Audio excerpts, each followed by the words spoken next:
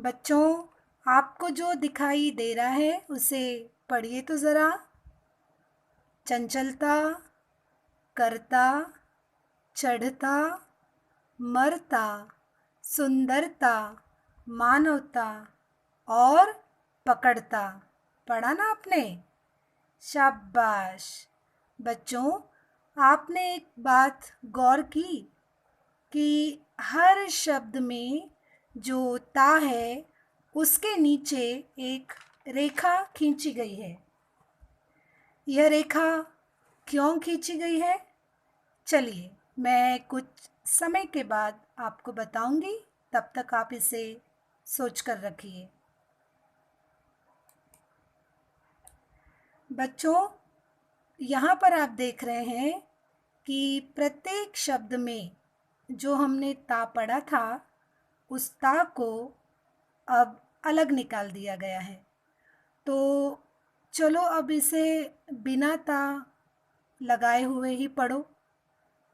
चंचल, कर, चढ़, मर, सुंदर, मानव और पकड़।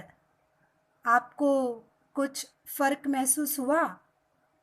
हुआ ही होगा इसे पढ़ते समय।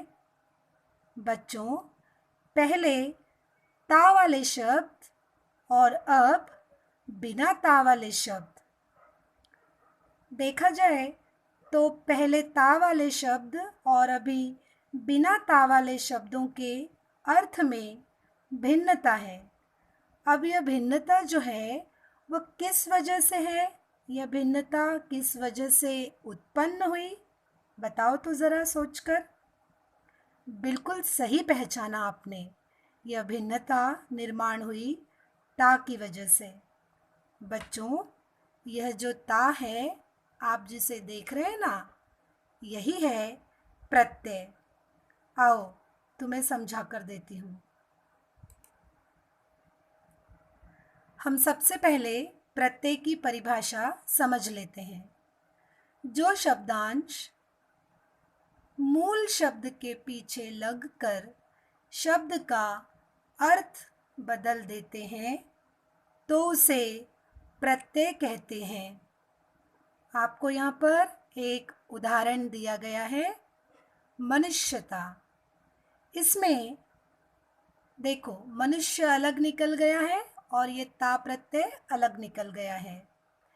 इस शब्द में मनुष्य का अर्थ है इंसान, लेकिन जब यह ता प्रत्यय इस मनुष्यता के पीछे लग जाता है तो ये बन गया मनुष्यता, और मनुष्यता का अर्थ है इंसानियत।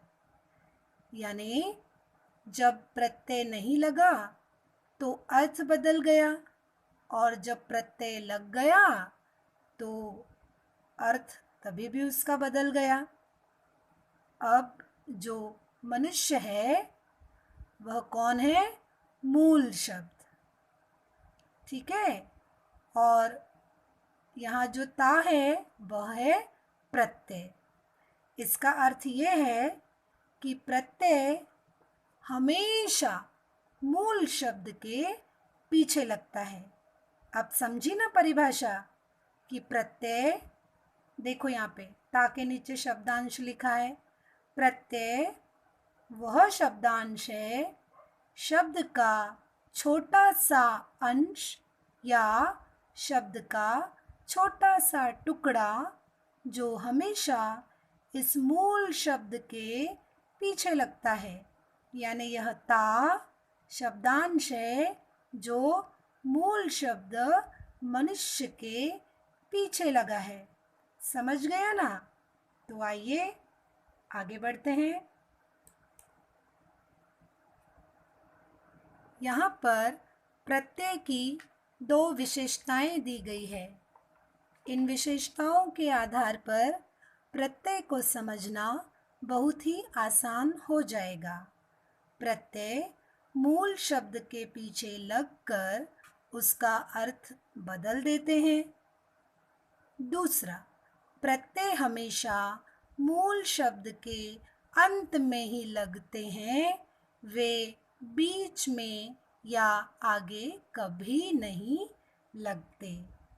आइए बच्चों, आगे बढ़ते हैं।